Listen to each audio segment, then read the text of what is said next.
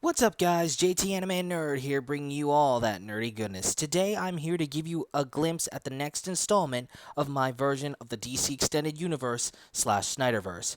It's none other than the long-awaited sequel to Man of Steel, Man of Tomorrow. Now, before we start, I want to give a disclaimer, as the preview you're about to see and hear involves the topic, a sensitive topic of guns in school. My decision to include a scene like that is for a pivotal story reason, so I hope you will all understand. The scene is not meant to make light of the subject and should not be taken lightly. So then, with all that said and done, I give you this preview of Man of Tomorrow. The story begins in deep space, 18,000 BC, during the Kryptonian expansion. A Kryptonian scout ship is zooming across space.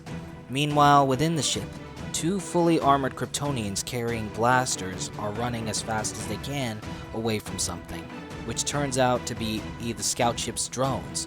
One of the Kryptonians hits a button and closes a door in front of them, needing reinforcement drones to attempt to blast the door multiple times to get through. From within the sealed hallway, the two Kryptonians discard their armor, revealing them to be Alora Zor-El and her daughter, a young Kara Zor-El. Alora looks around and sees the Kryptonian pods filled with Kryptonians in hypersleep. Alora then attempts to release one of the Kryptonians, being that out of her husband, Zor-El, but the pad to open the pod denies her. Alora then tells Kara that it's not letting any of the pods open. Kara expresses how scared she is, but Alora then pulls Kara to somewhere else. A moment later, Alora brings Kara down to a hidden room where one last pod is stored. Alora then states that this pod is disconnected from the ship's mainframe, and so it can't connect to it. Alora then tells Kara to get in while she goes to save her father from what she calls the algorithm. Kara begs Alora not to leave her, but Alora states that she'll return for her, and if not, instructs Kara to devote each day to finding her way back to Krypton and find her aunt Lara. Alora then reminds Kara to always remember what the symbol on her chest stands for: hope. Alora then closes the pod and places a scared Kara in stasis. Back at the hallway, Alora locks the sealed hidden entrance, blaster in hand. Alora then sees the door across the hall all she locked open, with the Kryptonian scout drones entering the hallway. Alora then runs in another direction, ending up in the engine bay. Alora then activates and types into a panel, about to activate the ship's phantom drive. Alora then closes her eyes, begging Rao to give Kara hope. Outside the ship, after Alora presses a button, the phantom drive is activated and the ship is warped into the Phantom Zone. After a huge flash, the title card of Man of Tomorrow is presented. Before we continue, I just want to give a shout out to today's Amazon affiliate product, which is the DC Encyclopedia New Edition. Catch up with the latest in what's happening in the DC universe within the comics, all collected in one major book.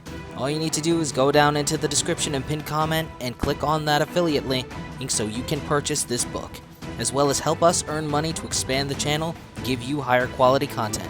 So with all that said and done, let's get back to the video. In present-day Smallville, Kansas, police are outside of Wessinger Primary School. A nearby reporter is reporting that a 14-year-old boy named Jimmy Osgood, a student who has been rumored to be the victim of non-stop bullying at the hands of his peers, with the school doing little to stop it. The reporter states that Jimmy threatened the staff to leave the building or he would shoot them, leading the school and staff and faculty to evacuate the building under duress. Meanwhile, in the school cafeteria, Jimmy is holding the kids who have been bullying him, named Nick, Connor, Kevin, and Ray, at gunpoint as the three bullies are crouching down and shedding tears in fear. Jimmy is yelling at the three bullies, asking them if they want to mess with him now, as he aims the gun closer to them in intimidation. Meanwhile, outside the school, a blue and red blur can be swiftly seen entering the main doors of the school. Back in the school, Jimmy threatens to shoot if the bullies don't stay down, asking them how it feels to be helpless for once. Suddenly, the main doors into the cafeteria open very gently, as Jimmy turns to point the gun in its direction. With no words and an expression of genuine and solemn sympathy, Superman walks calmly and slowly in front of Jimmy in order to block a possible bullet's path to the kids behind him. Jimmy tells Superman to stay back or he'll shoot, leading Superman to just kneel down on one knee. reaching eye level with Jimmy. Superman acknowledges that Jimmy must be scared, just like all the kids here, hiding and trying to keep themselves from getting hit by a bullet. Jimmy aggressively states that he's not scared, not anymore. Superman, however, states that even in these moments, everyone is scared, including the one meaning to do harm. Jimmy, however, calls it self-defense, finally standing up for himself after months of bullying from the three kids hiding behind Superman, who are still crouched down in fear. Superman then calmly states that he knows that's what this is. That they made him feel alone, scared, and unnatural. Superman then states that his bullies made him feel the same way when he was his age. This revelation causes Jimmy to calm himself for a moment, surprised that someone as powerful as Superman could ever know pain. Superman then explains that it was around the time he was still learning about his powers, until eventually he learned what he was and what he could do. Jimmy asks him if he ever wanted to make the people who hurt him pay, which Superman confirms that he did feel that way at those times. He was a kid, alone, scared, and angry at the world for the hand he was dealt with, to the point where he wanted to fight back, even hurt them back when they haven't done anything to him at that moment. But someone close to him taught him that the best way to get back at the people who hurt him is to just live. Superman states that it won't be easy, but if you can live and become a positive example to everyone, then the people who hurt you will eventually pick up on that, becoming better people in the process. Superman explains that it doesn't work with everyone, but if you're willing to take that chance away from them, then are we really better than the people who hurt us? As Jimmy still aims the gun at Superman, shedding tears of inner conflict, Superman calmly holds his hand out, seemingly asking Jimmy to give him the gun without exchanging any words. Jimmy then slowly begins to seemingly give his gun to Superman. Meanwhile, outside, the police, the press, and the people seem to be on edge, wondering what's happening inside the building. Suddenly, the sound and flash of a gunshot is seen and heard from inside the school, inciting panic among the people outside. Just then, the main doors open with the kids all running out to reunite with their parents, escaping the terrifying situation. As the last of the kids run out of the school, Superman slowly walks out, carrying a crying Jimmy in his arms. Jimmy's parents then notice them, prompting them to run to their son. Superman then hands them Jimmy, who apologizes to his parents as he continues to cry, with him stating that it's going to be okay. Meanwhile, Superman opens his left palm, dropping the remnants of the now crushed gun.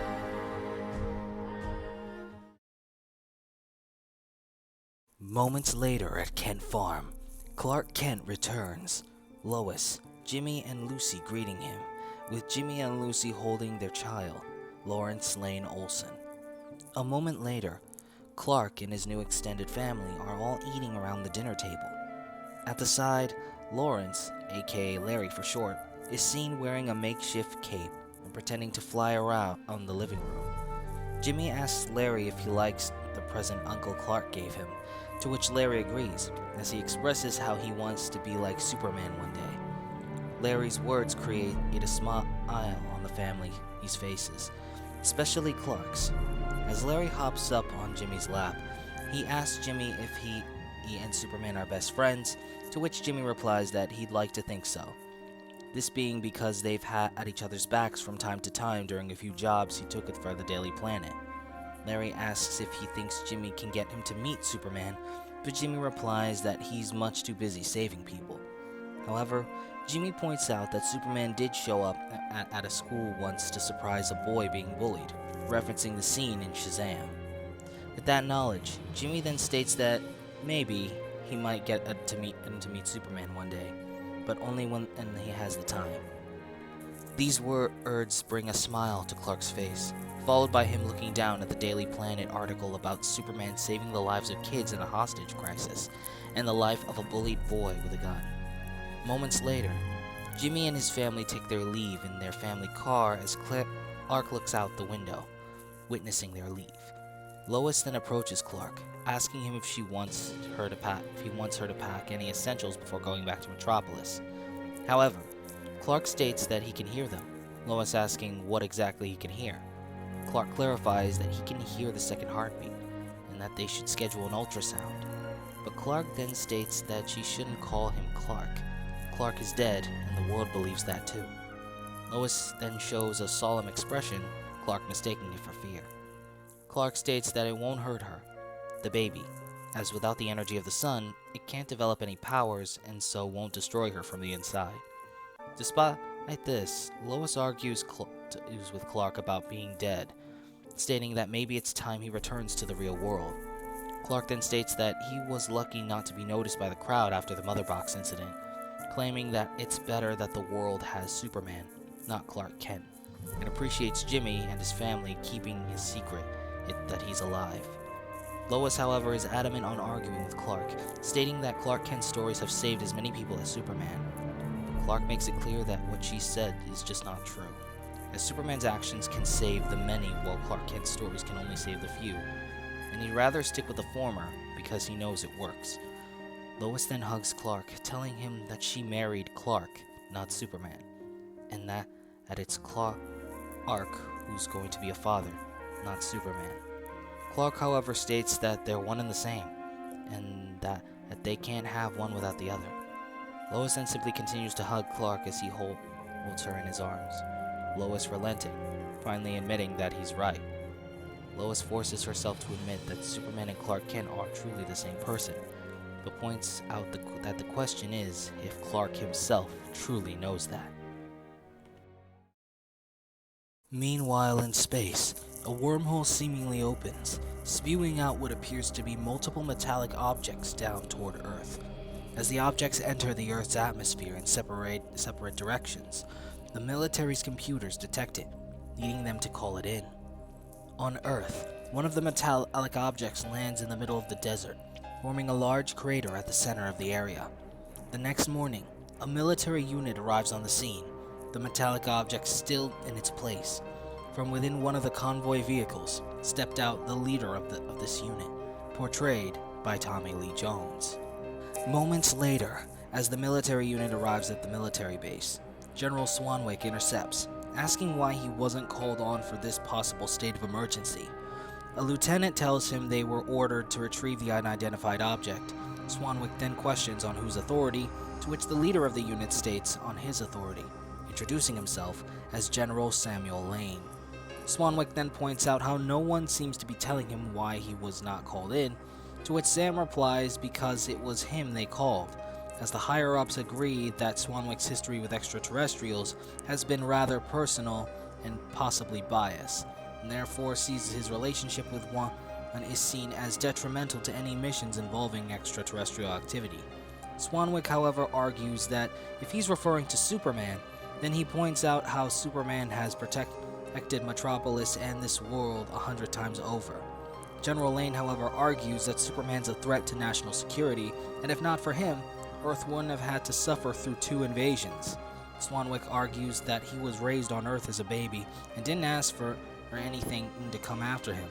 General Lane then laughs at Swanwick, asking him if that's what Superman told him, followed by stating to never believe the lies of an interloper. Meanwhile, in the wilds of Australia, one of the metallic objects, now identified as a sort of pod, opens up to reveal none other than Feyora Ool, free from the Phantom Zone. Feyora falls out of the pod, catching her breath as a result of seemingly being long in stasis. After gaining her footing, Feyora pulls out an odd device, looking like it's meant to connect to something. The device bears a strange symbol on it, a strange V shape with circular nodes at the ends of them. As Feyora looks ahead, she takes her leave, the destination still being a mystery.